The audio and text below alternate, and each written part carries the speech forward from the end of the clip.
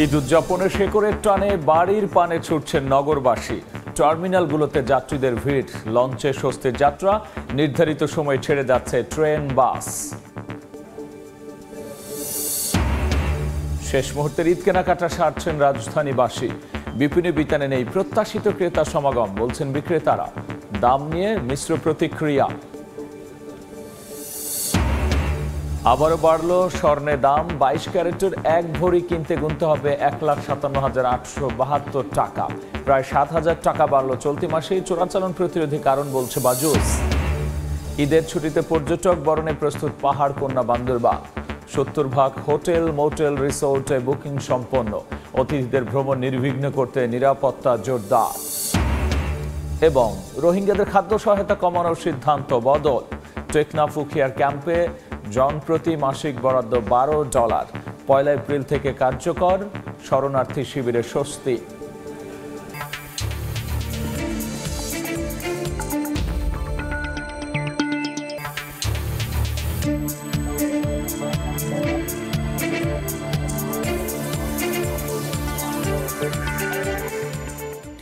দেখছিলেন শিরোনাম।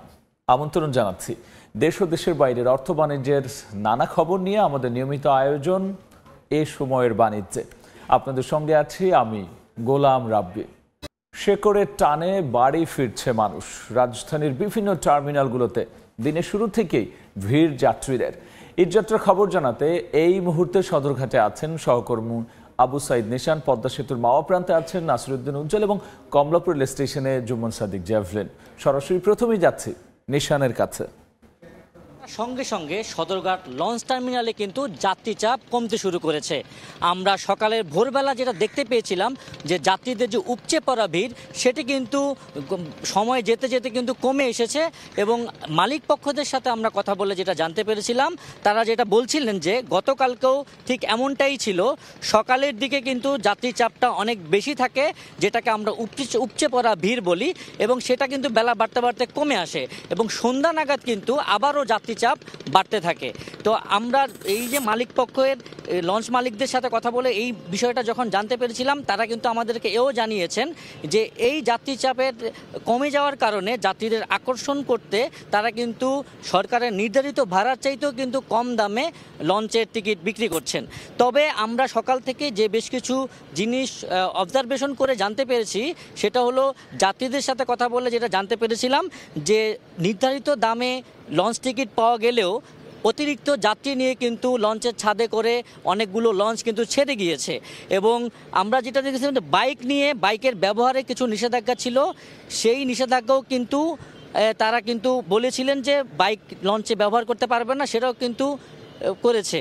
তো এই লঞ্চ টার্মিনাল থেকে কিন্তু যাত্রীদের বেশ কিছু অভিযোগ আমরা পেয়েছি, যে অভিযোগগুলো অতিরিক্ত যাত্রী বহন করা এবং বিভিন্ন রকম অভিযোগ। এবং বিআইডব্লিউটি থেকে কিন্তু বলছে যে যাত্রীদের এসব অভিযোগের বিরুদ্ধে তারা কিন্তু ব্যবস্থা নিবে এবং মাইকিং করেও আমরা সেটা কিন্তু দেখেছিলাম।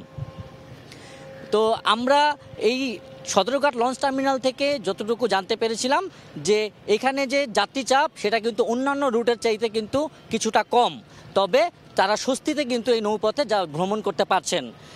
এখন আমরা যাব, এই ছিল সদরঘাট লঞ্চ টার্মিনাল থেকে আমার কাছে সর্বশেষ সংবাদ। এখন আমরা যাব মাওয়া প্রান্তে সহকর্মী উজ্জ্বলের কাছে।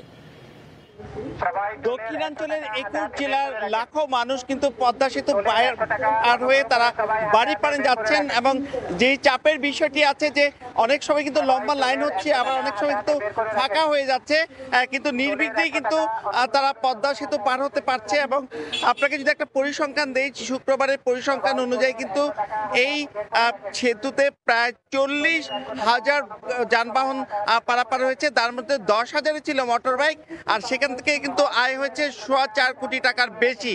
এবং এই পদ্মা সেতু দিয়ে নির্বিঘ্নে যাতায়াতের ক্ষেত্রে তারা অনেকটা উৎসবমুখর পরিবেশ। তবে এই যে 25 কিলোমিটার এলাকা রয়েছে ধলেশ্বরী 1 থেকে পদ্মা সেতু পর্যন্ত এক্সপ্রেসওয়েতে কিন্তু নির্বিঘ্নে যাতায়াত চলছে। তবে এই পদ্মা সেতুর যে মাওয়া পয়েন্ট, সেখানে যে থানার পয়েন্ট থেকে কিন্তু অনেক যাত্রীরা উঠছেন, যারা পরিবহনে জায়গা পাচ্ছেন না এখানে এসে উঠছেন। তারা কিন্তু দেখা যাচ্ছে 350 থেকে 400 টাকা যেসব ভাড়া ছিল বা 300 টাকা ছিল ফরিদপুর বরিশাল সেগুলো কিন্তু 700-800 কোনো কোনো ক্ষেত্রে 1000 টাকা আদায় করার অভিযোগ উঠেছে। আর এইখানে যে টোল প্লাজা রয়েছে, যেখানে 8টি টোল প্লাজা স্থায়ীভাবে এই যাত্রী চাপের কারণে কিন্তু গেলকালের মতো আজও একটি অস্থায়ী যে টোল বুথ সেটি স্থাপন করা হয়েছে যাত্রীরা যাতে নির্বিঘ্নে পারাপার হতে পারে সেজন্য কিন্তু বিভিন্ন স্থানে যে নিরাপত্তা ব্যবস্থা সেটি জোরদার করা হয়েছে। এবং একই সঙ্গে কিন্তু এই যে পদ্মা সেতু দিয়ে যে এই সড়ক পথে লোকজন পার হচ্ছে, শুধু তাই নয়, ট্রেনেও কিন্তু পদ্মা সেতুর নিচ দিয়ে একের পর এক ঈদ যাত্রা ট্রেন যাচ্ছে এবং তারা নির্বিঘ্নে যে বাড়িপানে যাচ্ছে সেখানে পদ্মা সেতুর এই গুরুত্বপূর্ণ ভূমিকার কথা কিন্তু আলোচনায় আসছে। তো এই ছিল মুন্সিগঞ্জ থেকে ঈদ যাত্রার সবশেষ। আমরা চলে যাব ট্রেনের আরো খবর জানতে। কমলাপুর রেল স্টেশনে আছেন সহকর্মী জ্যাভলিন।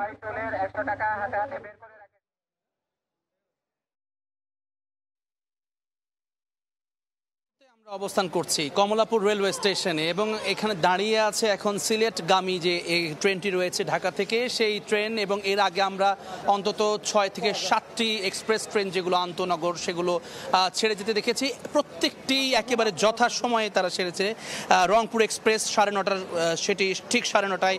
এরপরে যেটি জামালপুর এক্সপ্রেস 10টার, একেবারে কাটায় 10টায়। প্রত্যেকটি ট্রেন আসলে শিডিউল মেনে চলছে এবং প্রত্যেক বছর যে আমরা শিডিউল বিপর্যয় দেখতে পাই, এবছরে তার একেবারে ছিটেফোঁটাও নেই, ভোগান্তি আসলে এখন এবার নেই। এবছর রেলওয়ে কর্তৃপক্ষের হিসেবে ঈদ যাত্রার প্রতিদিনে গড়ে 29,000-এর বেশি টিকিট বিক্রি হয়েছে। পুরো ঈদ যাত্রায় এই হিসেবে প্রায় 2,09,000-এর বেশি মানুষ কিন্তু ঈদ যাত্রায় যাতায়াত করার কথা রয়েছে। এই শতভাগ আসনের যে টিকিট সেটি কিন্তু আগাম টিকিট হিসেবে বিক্রি হয়ে গেছে। এছাড়া প্রত্যেক ট্রেনের 2 ঘন্টা আগে যে অতিরিক্ত 25% স্ট্যান্ডিং টিকিট, যেটি আসনের বাইরে, সেটি বিক্রি করা হচ্ছে।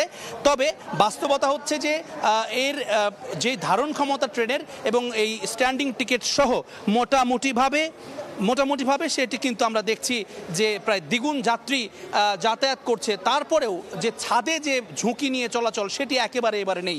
এবং সব কিছু মিলিয়ে যে ভোগান্তির চিত্র প্রতি বছর ট্রেনে দেখা যায় এই যাত্রায়, এবারে কিন্তু সেটি নেই। এবং যারা যাত্রী আছেন, বাড়ির পানে যাচ্ছেন, তারা কিন্তু অত্যন্ত খোশ মেজাজে আছেন, খুব মজা করছেন যে এইবারে যেই যাত্রা তাদের হচ্ছে বিগত কয়েক বছরের তুলনায় সেটি আসলে সবচেয়ে সেরা যাত্রা বলে তারা বলছেন। তো এই ছিল আমার কাছে এখনো পর্যন্ত কমলাপুর থেকে ঈদ যাত্রার সবশেষ খবর। ঈদে ঘরমুখী মানুষের খবর নিয়ে আমরা সরাসরি ছিলাম কমলাপুর রেল স্টেশনে। এর আগে ছিলাম মুন্সিগঞ্জ এবং এর আগে আমরা যুক্ত হয়েছিলাম সদরঘাট লঞ্চ টার্মিনালে। ঈদের ছুটিতে ফাঁকা হতে শুরু করেছে রাজধানী। এই অবস্থায় বিপণী বিতানগুলোতেও ভিড় কম ক্রেতাদের। এ নিয়ে বিস্তারিত জানাতে রাজধানীর নিউ মার্কেট এলাকায় আছেন সহকর্মী অন্তরা সেন। আমরা সরাসরি যাচ্ছি তার কাছে। ফিরতে শুরু করেছে মানুষ, আর এরই মধ্যে কিন্তু ফাঁকা হতে শুরু করেছে চিরাচরিত যানজটের শহর ঢাকা। কিন্তু রাজধানীর বিপণী বিতানগুলোতে কিন্তু বেড়েছে বেশ ভিড়। আমি এখন আছি রাজধানীর নিউ মার্কেট এলাকাতে। সকাল 10:30 থেকে কিন্তু শাটার খোলা শুরু হয়েছে, তবুও কিন্তু এখনো পুরোপুরিভাবে সব দোকানগুলোর শাটার কিন্তু খোলেনি। ঈদের কারণে মধ্যরাত পর্যন্ত বেচাকেনা হওয়াতে কিন্তু সকালে দেরি করেই কিন্তু দোকান খুলেছেন দোকানিরা। বিক্রেতারা বলছেন গেল দিনে আজকে ভোর 4টা পর্যন্ত বেচাকেনা হয়েছে এখানে। তবুও যে দোকানগুলো খুলেছে এরই মধ্যে কিন্তু বেশ ক্রেতা সমাগম দেখা যাচ্ছে। অনেকে কিন্তু ভিড় এড়ানোর জন্য কিন্তু সকালের দিকে এসেছেন কেনাকাটা করতে।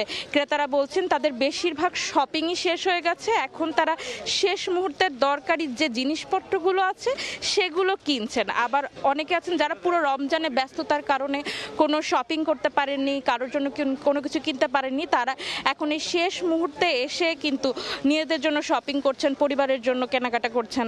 এখন কিন্তু জামা কাপড়ের দোকানগুলোতে যে ভিড় তার তুলনায় কিন্তু বেশি ভিড় জুয়েলারি আর জুতার দোকানগুলোতে। জামার সঙ্গে মিল রেখে তাই ম্যাচিং একজোড়া স্যান্ডেল কেনার চেষ্টা করছেন, কেউ কেউ ম্যাচিং দুল কিংবা গয়না কেনার চেষ্টা করছেন। সকালের দিক হওয়ার কারণে কিন্তু ভিড় কিছুটা কম চোখে পড়লেও বেলা বাড়ার সঙ্গে সঙ্গে কিন্তু এই ভিড় আরও বাড়বে বলে আশা হচ্ছে বিক্রেতাদের। এই ছিল রাজধানীর নিউ মার্কেট থেকে কেনাকাটার সর্বশেষ পরিস্থিতি আমার কাছে। ঈদ কেনাকাটার সবশেষ নিয়ে আমরা সরাসরি ছিলাম রাজধানীর নিউ মার্কেটে। আশুগঞ্জ সার কারখানার সামনে জেগে ওঠা চর খননের জন্য দেওয়া হয়েছে কার্যাদেশ। তবে অভিযোগ উঠেছে নির্ধারিত সীমানার বাইরে গিয়ে 10 থেকে 12টি ড্রেজারের মাধ্যমে বালু তুলছে ঠিকাদার। আর এতে ভাঙনের ঝুঁকিতে পড়েছে বিদ্যুৎ কেন্দ্র, সারের গুদাম, তেলের ডিপো। ফজলুর রহমানকে সঙ্গে নিয়ে উজ্জ্বল চক্রবর্তীর রিপোর্ট। ড্রেজার দিয়ে মাঝ নদী থেকে তোলা হচ্ছে বালু, পরে তা বড় বাল্কহেডে করে পরিবহন করা হচ্ছে অন্যত্র। 2024 সালের এপ্রিলে ব্রাহ্মণবাড়িয়ার Ashuganj fertiliser and chemical company লিমিটেডের কারখানার সামনে মেঘনা নদীতে জেগে ওঠা চর থেকে হাইড্রোগ্রাফি জরিপ অনুযায়ী বালু তোলার সিদ্ধান্ত হয়। পরে ঠিকাদারি প্রতিষ্ঠান মেসার্স কামাল ইন্টারন্যাশনালকে কাজের অনুমতি দেওয়া হয়। অভিযোগ উঠেছে নির্ধারিত সীমানার বাইরে গিয়ে 10 থেকে 12টি ড্রেজারের মাধ্যমে বালু তোলা হচ্ছে।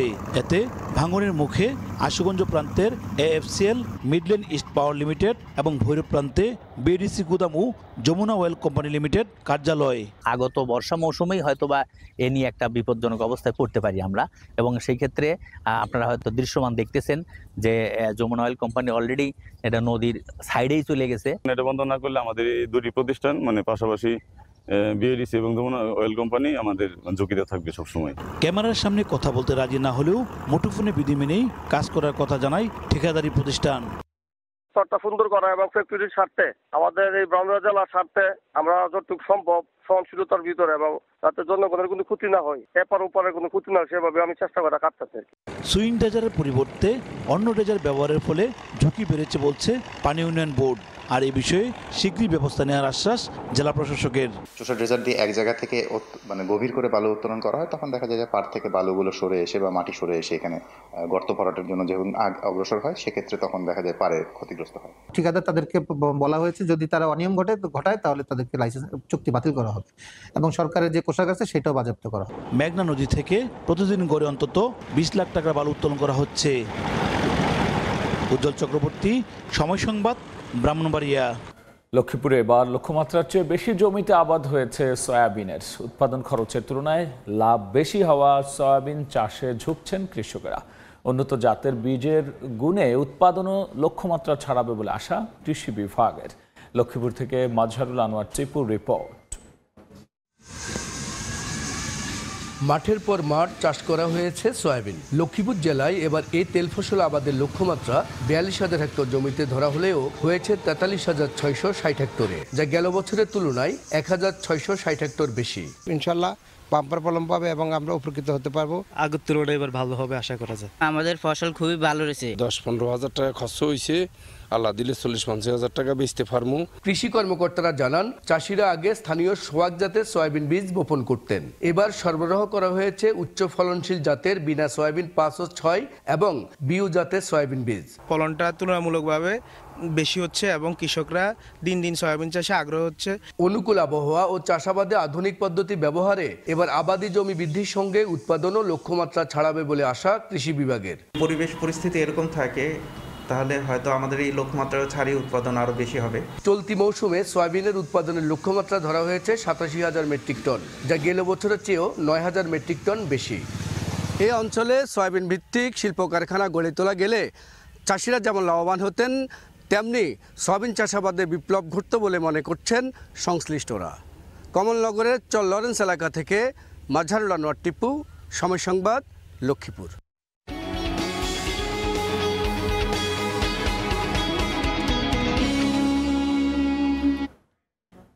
কক্সবাজারের আশ্রয় শিবিরে বসবাসকারী রোহিঙ্গাদের মাসিক খাবারের বরাদ্দ কমানোর সিদ্ধান্ত থেকে সরে এসেছে বিশ্ব খাদ্য কর্মসূচি। 1 এপ্রিল থেকে উখিয়া ও টেকনাফে অবস্থানরত রোহিঙ্গা মাথাপিছু মাসিক খাদ্য সহায়তা $12 এবং নোয়াখালীর ভাসানচরের রোহিঙ্গাদের জন্য $13 করে বরাদ্দ রাখা হয়েছে। বিস্তারিত জানাচ্ছেন সুজাউদ্দিন রুবেল। কক্সবাজারের উখিয়া ও টেকনাফের 33টি আশ্রয় শিবিরে রোহিঙ্গার সংখ্যা 13 লাখের বেশি। এর মধ্যে ভাসানচরের আশ্রয় শিবিরে স্থানান্তর করা হয় 60,000-এর মতো। 13 লাখ রোহিঙ্গার মধ্যে 8.5 লাখ এসেছে 2017 সালের 25 আগস্টের পরে কয়েক মাসে। গত বছরও রাখাইন থেকে পালিয়ে বাংলাদেশে আশ্রয় নেন প্রায় 65,000 রোহিঙ্গা, কিন্তু গত 8 বছরে একজন রোহিঙ্গাকেও মিয়ানমারে ফেরত পাঠানো সম্ভব হয়নি। এর মধ্যে মার্চের শুরুতে হঠাৎ তহবিল ঘাটতির কারণ জানিয়ে সহায়তার পরিমাণ অর্ধেকের বেশি কমানোর সিদ্ধান্ত নেয় WFP, যা কার্যকর করার সিদ্ধান্ত হয় এপ্রিল থেকে। কিন্তু রোহিঙ্গাদের মাসিক খাবারের বরাদ্দ কমানোর সিদ্ধান্ত থেকে সরে এসেছে WFP। এর আগে খাদ্য সহায়তা $12.5 থেকে $6 কমিয়ে আনার ঘোষণায় রোহিঙ্গাদের মধ্যে হতাশা দেখা দিয়েছিল। সেই সিদ্ধান্ত থেকে সরে আসায় স্বস্তি ফিরেছে আশ্রয় শিবিরে। $12 বরাবর দিয়া যাইব, বাসেন শহরের মাঝে $13 দিয়া যাইব। তো হিয়ান ফুনিয়ারে বেশা বেশি দিলাম, মায়ের দাও তো খুশি আছি। আর শরণার্থী ত্রাণ ও প্রত্যাবাসন কমিশন বলছে আগামী অক্টোবর পর্যন্ত একই ধরনের সহায়তা প্রদান করা হবে। এই সিদ্ধান্তের ফলে দুশ্চিন্তা মুক্ত হওয়ার পাশাপাশি রোহিঙ্গাদের খাদ্য নিরাপত্তা ও পুষ্টিমান ধরে রাখতে অবদান রাখবে। ক্যাম্পের আইনশৃঙ্খলা পরিস্থিতি স্বাভাবিক থাকা, রোহিঙ্গাদেরকে ক্যাম্পের মধ্যে রাখা, এমনকি তাদের স্বাস্থ্যগত যে বিষয় আছে সেই সকল বিষয়ের সাথে এই খাবারের রেশনের এই বিষয়টা জড়িত। এর আগে 2023 সালে খাদ্য সহায়তার পরিমাণ $12 থেকে $10 এবং তার 2 মাস পর সেখান থেকে কমিয়ে $8 করা হয়েছিল। এরপর 2024 সালের জুনে সেখান থেকে বেড়ে $12.5 করা হয়। সুজাউদ্দিন রুবেল, সময় সংবাদ, কক্সবাজার। দেখছেন এই সময়ের বাণিজ্য। পরিবার পরিজনের সঙ্গে ঈদের আনন্দ ভাগাভাগি করতে রাজধানী ছাড়ছে মানুষ। তাদের বড় একটা অংশ ফিরছে নৌপথে। চাঁদপুর লঞ্চ টার্মিনাল থেকে ঘরমুখী মানুষের খবর জানাচ্ছেন সহকর্মী ফারুক আহমদ। আমরা সরাসরি যাচ্ছি তার কাছে। ঈদুল ফিতর, তার মধ্যে কিন্তু দাড়ি টানে ঘরে ফিরছেন মানুষজন। এর মধ্যে কর্মস্থল রাজধানী ঢাকার সদরঘাট থেকে চাঁদপুর লঞ্চ টার্মিনালে 10টার পর থেকে এখন পর্যন্ত 6টি যাত্রীবাহী লঞ্চ চাঁদপুর টার্মিনালে ভিড়েছে। আমরা প্রতিটি যাত্রীবাহী লঞ্চে লক্ষ্য করেছি যে সেখানে ধারণ ক্ষমতা তার চাইতেও কিছুটা বেশি হলো। যাত্রীদের মধ্যে কিন্তু একটা স্বস্তি ছিল, অর্থাৎ এই ভ্রমণে কারো মধ্যে এমন কোনো অস্বস্তির ভাব ছিল না, কিংবা বাড়তি ভাড়া নিয়ে কোনো অনুযোগ ছিল না। এটি ছিল এবারে লঞ্চ যাত্রা যেসব যাত্রী আছেন তাদের জন্য স্বস্তির খবর। তো এই মুহূর্তে চাঁদপুর লঞ্চ টার্মিনালে আপাতত কোনো লঞ্চ রাজধানীর সদরঘাট থেকে ছেড়ে আসার আমরা দৃশ্য দেখাতে পারছি না। তবে তার আগে কিন্তু 6টি লঞ্চ, এর মধ্যে 3টি যাত্রীবাহী লঞ্চ সদরঘাট এবং বাকি 3টি লঞ্চ নারায়ণগঞ্জ সহ অন্যান্য রুট থেকে চাঁদপুরের উদ্দেশ্যে ছেড়ে এসেছিল। যাত্রীরা জানিয়েছে আসলে তারা অনেকটা স্বস্তির মধ্যে, কারণ আবহাওয়াটা অনুকূল ছিল। তার মধ্যেই লঞ্চের যে ধারণ ক্ষমতা সেখানেও কিন্তু বলা যেতে পারে এক ধরনের একটা যে ভিড়ভাট্টা বলে সেটা ছিল বটে, কিন্তু সেখানে কিন্তু মানুষজনের কাছ থেকে আমরা কথা বলি যেটুকু জেনেছি যে তারা কেউই এই বিষয়ে কোনো অভাব বা অনুযোগ বা তাদের কোনো অভিযোগ উপস্থাপন করেনি। সবাই বলেছে যে অনেকটা স্বস্তি ছিল এবার লঞ্চের যাত্রা, যে কারণে সদরঘাট থেকে তারা যখন যাত্রা করেছিল সেখানে কিন্তু এক ধরনের নিরাপত্তার মধ্যে দিয়ে তারা লঞ্চগুলোতে আরোহণ করতে পেরেছেন। তার সঙ্গে যদি আমরা বলি চাঁদপুর এবং ঢাকার যে দূরত্ব সেটি 3 থেকে 3.5 ঘন্টা, অর্থাৎ এই 3.5 ঘন্টার মধ্যে কিন্তু রাজধানী ছেড়ে কিন্তু চাঁদপুরে যাত্রীরা পৌঁছে যাচ্ছেন। আর তার চাইতে সবচেয়ে বড় কথা হলো যে যারা চাঁদপুর আছেন তারা শুধু চাঁদপুর জেলার বাসিন্দা নয়, চাঁদপুর এবং তার যে আশপাশের জেলাগুলো আছে সেই জেলাগুলোর মানুষজন কিন্তু ছুটি আসছেন নারী টানে বাড়ি ফিরে পবিত্র ঈদুল ফিতর উদযাপন করার জন্য। তো এই ছিল আমার কাছে চাঁদপুর লঞ্চ টার্মিনাল থেকে ঈদে ঘরমুখো যাত্রীদের নিয়ে সবশেষ। ঘরমুখী মানুষের খবর নিয়ে আমরা সরাসরি ছিলাম চাঁদপুর লঞ্চ টার্মিনালে।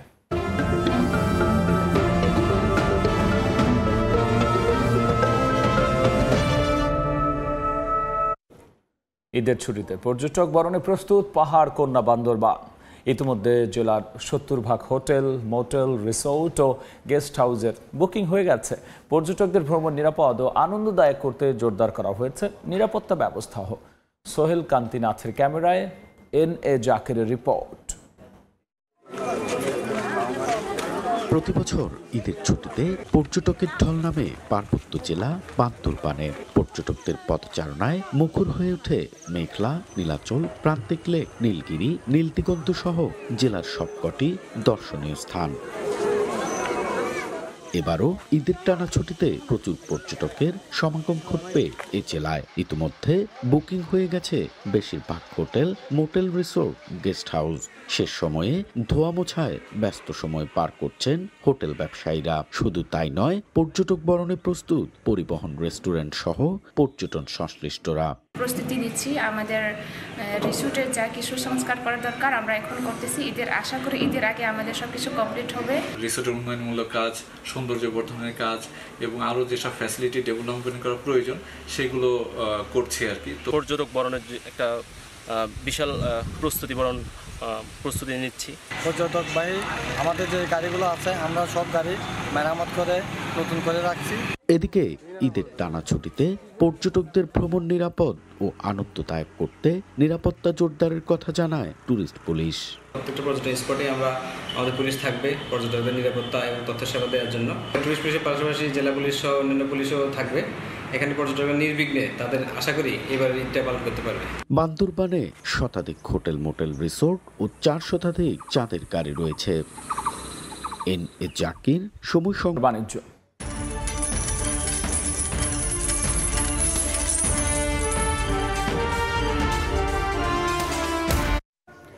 উচ্চ মূল্যের কারণে বিক্রিতে মন্দা দশার মধ্যেই দেশের বাজারে টানা চতুর্থবারের মতো স্বর্ণের দাম বাড়িয়েছে বাংলাদেশ জুয়েলার্স অ্যাসোসিয়েশন বাজুস।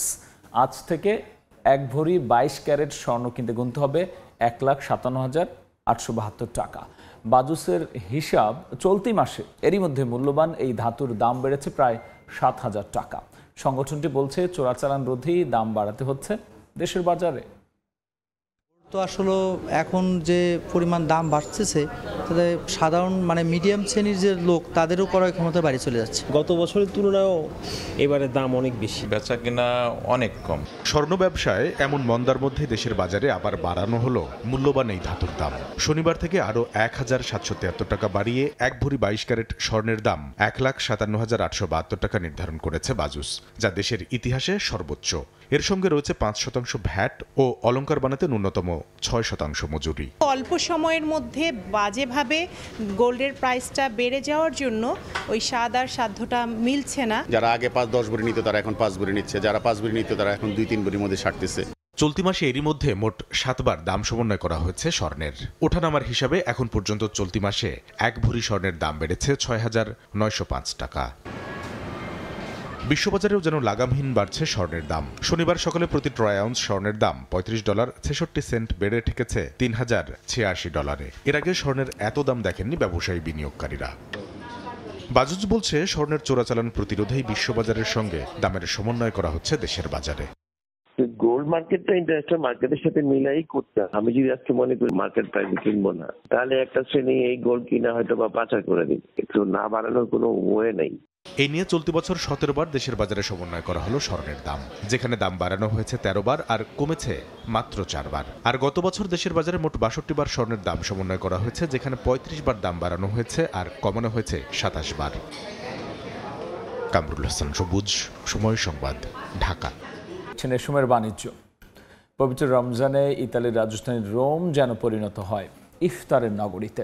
এর মাধ্যমে আল্লাহর সন্তুষ্টির পাশাপাশি সামাজিক ভ্রাতৃত্ব এবং প্রবাসীদের কল্যাণের পথও তৈরি হচ্ছে। প্রতিদিন দেশটিতে কমপক্ষে 50,000 বাংলাদেশি ইফতার মাহফিলে যোগ দিয়ে থাকেন। ইতালি থেকে হাসান মাহমুদের রিপোর্ট। পবিত্র রমজানের শেষ পর্বে এসে ইতালির রাজধানী রোমকে যেন ইফতারের নগরীতে পরিণত করেছেন প্রবাসী বাংলাদেশিরা। শহরটির 45টি মসজিদ সহ বিভিন্ন রেস্তোরাঁ ও কমিউনিটি সেন্টারে চলছে ইফতারের নানা আয়োজন। ইতালির বিভিন্ন প্রদেশে ইফতার মাহফিলে প্রতিদিন অংশ নিচ্ছেন কমপক্ষে 50,000 প্রবাসী বাংলাদেশি। রোমের রেস্তোরাঁগুলো থেকে আগাম অর্ডার দিয়ে দেশটিতে থাকা মসজিদগুলোতে নিয়ে আসেন ইফতার সামগ্রী। এছাড়া বিভিন্ন সামাজিক, সাংস্কৃতিক ও আঞ্চলিক সংগঠনগুলো পৃথকভাবে ইফতার মাহফিলের আয়োজন করে থাকে। সাংগঠনিকভাবে ইফতার তৈরির সংখ্যা কম থাকলেও বাংলাদেশি খাবার পাওয়া যায় এমন রেস্তোরাঁগুলোর উপরেই নির্ভর করে থাকেন প্রবাসীরা। ইফতার মাহফিলে অংশগ্রহণ করে প্রবাসী বাংলাদেশিরা জানান, সকল ভেদাভেদ ভুলে এই ইফতার মাহফিল মিলন মেলায় পরিণত হয়। এর মাধ্যমে আল্লাহর সন্তুষ্টির পাশাপাশি সামাজিক ভ্রাতৃত্ব গড়ে তুলতে চান তারা। যারা মুসলমান বাংলাদেশি প্রবাসী ভাইয়েরা আছে সবাই একত্রিত হয়ে ইফতার করি। তো এই ইফতারের মাধ্যমে আমাদের যে ভ্রাতৃত্বের বন্ধন সেটা আরও সুদৃঢ় হয়। মানুষের জীবনে তাগিদে অনেক সময় ব্যস্ত থাকলেও এই ইফতারের উপলক্ষে আমরা সকলে ঐক্যবদ্ধ হতে পারি। রোমের বিভিন্ন ইফতার মাহফিলে গিয়ে দেখা যায় নারী, শিশু সহ নানা শ্রেণী পেশার মানুষ যোগ দেন এই ইফতার মাহফিলে। ইতালির রোম থেকে হাসান মাহমুদ, সময় সংবাদ। এই সময় বাণিজ্যের শীর্ষ সংবাদ জানিয়ে দিচ্ছি আরও একবার। ঈদ উদযাপনের শেকড়ের টানে বাড়ির পানে ছুটছেন নগরবাসী। টার্মিনালগুলোতে যাত্রীদের ভিড়, লঞ্চে স্বস্তির যাত্রা। নির্ধারিত সময় ছেড়ে যাচ্ছে ট্রেন, বাস। শেষ মুহূর্তের ঈদ কেনাকাটা সারছেন রাজধানীবাসী। বিপণী বিতানে নেই প্রত্যাশিত ক্রেতা সমাগম, বলছেন বিক্রেতারা। দাম নিয়ে মিশ্র প্রতিক্রিয়া। এবং ঈদের ছুটিতে পর্যটক বরণে প্রস্তুত পাহাড় কন্যা বান্দরবান। 70% হোটেল, মোটেল, রিসোর্টে বুকিং সম্পন্ন। অতিথিদের ভ্রমণ নির্বিঘ্ন করতে নিরাপত্তা জোরদার।